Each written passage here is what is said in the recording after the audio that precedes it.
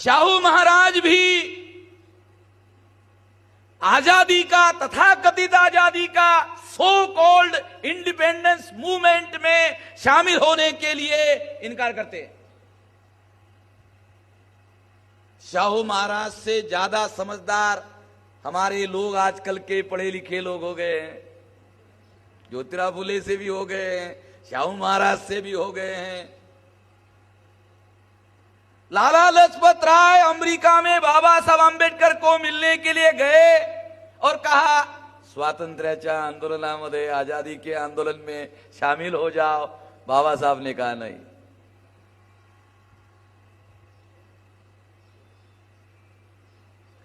मैं केवल ज्योतिराव फुले की बात नहीं बता रहा हूं, छत्रपति शाहू महाराज की बात नहीं बता रहा हूं।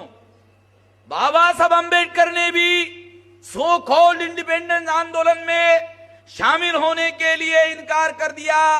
अरुण शौरी बाबा साहब आंबेडकर पर आरोप लगाते हैं कि बाबा साहब आजादी के आंदोलन में शामिल नहीं हुए।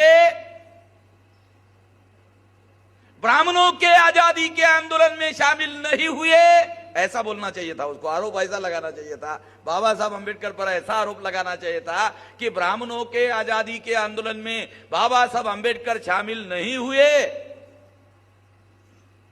तो लोगों को फिर जवाब देने की जरूरत ही नहीं होती। अरुण शौरी ने कोई नया आरोप नहीं लगाया। बाबा साहब आंबेडकर जब जिंदा थे, गांधी और कांग्रेस के लोग जो बाबा साहब आंबेडकर पर आरोप लगाते थे, वही आरोप अरुण शौरी ने रिपीट किए, कोई नया आरोप नहीं लगाया। कांग्रेस के कहने पर ही लिखा किताब।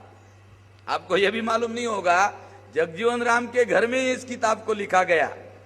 जगजीवन राम तो मर गया था, उसकी बेटी जो मीरा कुमार है उसके घर में इसको लिखा गया। उसका जो प्रूफ रीडिंग होता था वो जगजीवन राम की जो लड़की है मीरा कुमार, उसके घर में होता था। इस बात का सबूत उस किताब में ही लिखा हुआ है कि जगजीवन राम की जो बीवी है सरस्वती, उसकी डायरी का एक रेफरेंस उस किताब में आया हुआ है। वो डायरी पब्लिश ही नहीं हुई तो अरुण शौरी को कहां से मिली? वो डायरी पब्लिश ही नहीं हुई, जगजीवन राम की बीवी की डायरी पब्लिश ही नहीं हुई, तो डायरी अरुण शौरी को मिली कहां से? वो मीरा कुमार ने अरुण शौरी को दी होगी तभी ना मिली होगी।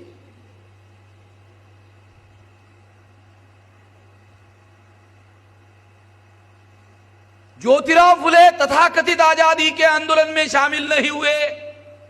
शाहू महाराज तथाकथित आजादी के आंदोलन में शामिल नहीं हुए।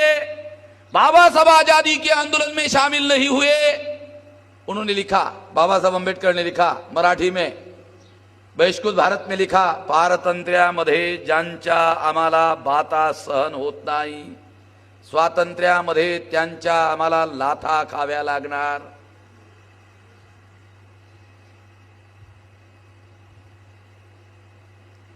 गुलामी में जिनकी हम बातें सहन नहीं करते, आजादी में उनकी लातें खानी होगी।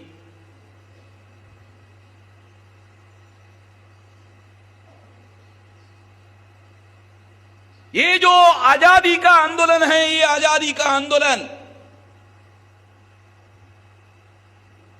जिसको हमारे पढ़े लिखे लोग पढ़ते हैं और उस पढ़ने के मासूद इतिहास को अपना इतिहास मानते हैं, और उस इतिहास को इतिहास मानकर वो भी अपनी राय बना लेते हैं कि आजादी का आंदोलन था। 1906 को जब साउथ बरो कमीशन भारत में आया, अंग्रेजों ने धीरे धीरे भारत छोड़कर जाने की भूमिका निर्धारित की कि भारत में हम ज्यादा देर रुक नहीं सकते, जाना होगा। जाने के पहले अंग्रेजों ने प्लान बनाया, क्योंकि अंग्रेज जब भारत में नहीं आए थे तो भारत में समस्त प्रजाजनों के लिए कानून बनाने का अधिकार ब्राह्मणों के पास था। जब अंग्रेज भारत में आए तो उन्होंने सबसे पहले ब्राह्मणों का कानून बनाने का अधिकार समाप्त कर दिया और उसे अपने नियंत्रण में लिया।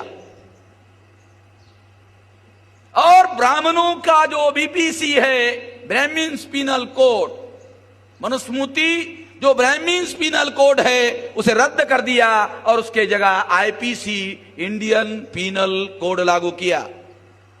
काल्पनिक बातें नहीं बता रहा हूं हवा में।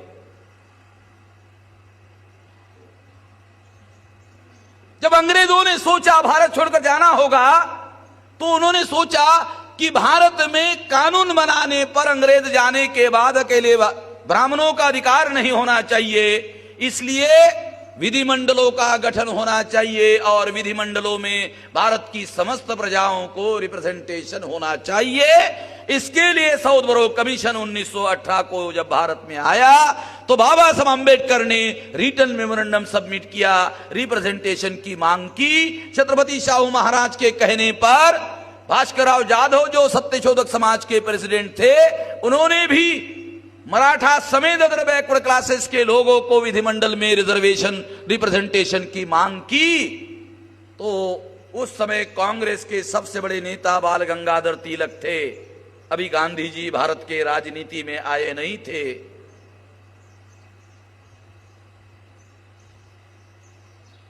बाल गंगाधर तिलक को मालूम हुआ कि भास्करराव जाधव के पीछे छत्रपति शाहू महाराज है, तो शाहू महाराज को जवाब देना पड़ेगा। और शाहू महाराज को जवाब देने के लिए अगर कोल्हापुर के किसी शहर में जाकर भाषण देते हैं तो छत्रपति शाहू महाराज केवल राजा ही नहीं है बल्कि पहलवान भी है, पटकनी दे देंगे। बाल गंगाधर को ऐसे लगा, इसलिए बाल गंगाधर तिलक ने सोचा कि शाहू महाराज को मालूम भी होना चाहिए, मगर उनका जो राज क्षेत्र है उसके बाहर होना चाहिए। एकदम कोल्हापुर का जो बॉर्डर लाइन थी, उस बॉर्डर लाइन पर एक गांव था बेलगांव, और कोल्हापुर के बॉर्डर लाइन पर एक गांव था अथनी। अभी भी है, आप लोग उसको देख सकते हो। अथनी नाम के गांव में, जहां एकदम बॉर्डर पर लगा, मगर शाहू महाराज का राज वहां नहीं, वहां अंग्रेजों का राज। वहां जाकर के उसने सम्मेलन किया और उस सम्मेलन में बाल गंगाधर तिलक ने कहा, क्या कहा? कहा तेली, तमोली और कुनभटों को संसद में जाकर क्या हल चलाना है। शाहू महाराज ने संसद में, विधिमंडल में हमारे लोगों को रिप्रेजेंटेशन की, ओबीसी को, मराठा लोगों को रिप्रेजेंटेशन की मांग की, तो बाल गंगाधर तिलक ने जाकर के शाहू महाराज को जवाब दिया।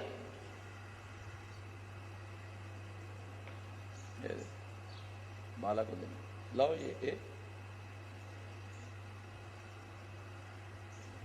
जब जवाब दिया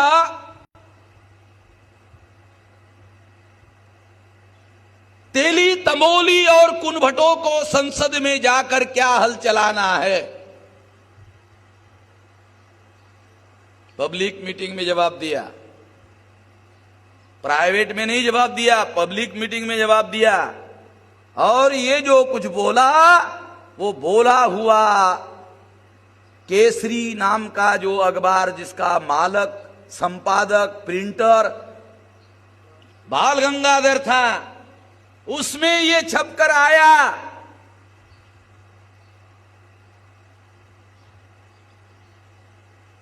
मैं उस रेफरेंस की बात आप लोगों को बता रहा हूं। यह बात दोबारा पंढरपुर में बाल गंगाधर तिलक ने पंढरपुर में दोबारा कही, और जब कही उस सभा में गाडगे महाराज उपस्थित थे, उनके सामने कही। गाडगे महाराज के सामने कही, और जब स्टेज पर से बाल गंगाधर तिलक ने भाषण दिया तो लास्ट कॉर्नर में गाडगे महाराज बैठे हुए हैं। जब बाल गंगाधर को दिखाई दिया तो वो स्टेज पर उतरकर गाडगे महाराज के पास गए और उनको स्टेज पर आके गए, स्टेज पर लाया और कहा कि आमा ब्राह्मणांना थोड़ा 2 शब्द मार्गदर्शन का।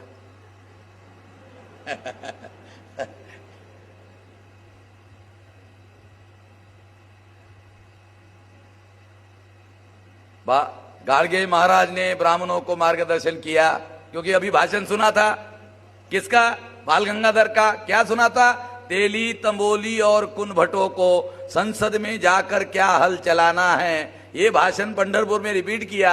और जब सुना, गाडगे महाराज ने भी सुना, तो गाडगे महाराज को कहा 2 शब्द मार्गदर्शन करा, तो उन्होंने मार्गदर्शन किया। और मार्गदर्शन करने के लिए जब खड़े हुए तो कहा, मराठी में उन्होंने कहा, मैं चुकलो, उन्होंने उनकी मराठी भाषा में, मैं चुकलो, आम्ही हजारो वर्षापासून तुमच्या लोकांचे कपडे धुवायचं काम करत होतो आणि हे कपडे धुवायचं काम सोडून आम्ही मार्गदर्शन करायच्या कामाला लागलो। मैं चुकलो। क्योंकि अभी वो जो तिलक ने कहा, अब उसका जवाब क्या दिया जाए। तुमने कहा की झाला आम्ही जे कपडे धुवायचं काम तुमचे करत होतो ते आमचं चुकले, झाला मार्गदर्शन करायचं काम करून राहिलो, चुकले दिसते आम्हाला।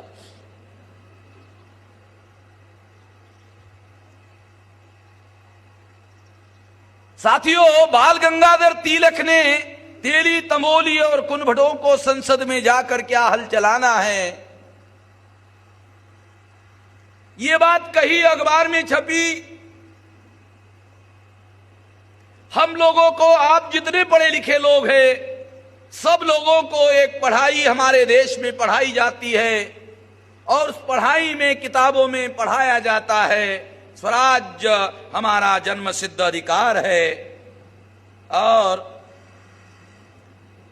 उसे हम लेकर रहेंगे। ये पढ़ाई हम लोगों को पढ़ाई जाती है।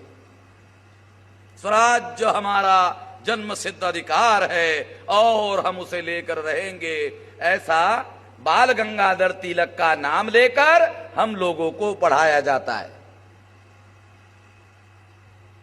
स्वराज्य हमारा जन्म सिद्ध अधिकार है, चाहेला आमच्या लोकायला भरून येते मार, अंतकरण जे भरून येते त्यांना एवढं सर आमचे स्वराज्य असं।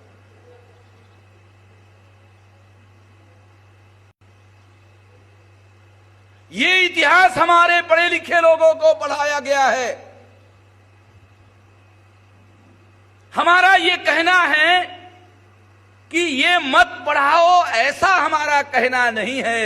हमारा केवल एक कहना है कि स्वराज्य हमारा जन्म सिद्ध अधिकार है और हम उसे लेकर रहेंगे। तिलक के नाम पर जो पढ़ाया जाता है वो पढ़ाओ, उसके साथ साथ ये भी पढ़ाओ, तेली तंबोली और कुनभटों को संसद में जाकर क्या हल चलाना है, ये भी पढ़ाओ। हमारा केवल इतना कहना है भाई। ये भी उसने कहा, ये भी उसी ने कहा, दोनों पढ़ाओ।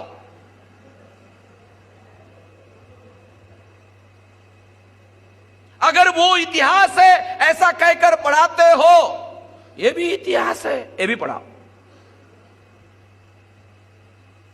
अगर दोनों बातें साथ साथ में पढ़ाई जाएगी तो हमारे लोगों को समझ में आएगा कि तिलक के द्वारा जो स्वराज्य का आंदोलन चलाया जा रहा था वो सभी लोगों के स्वराज्य का आंदोलन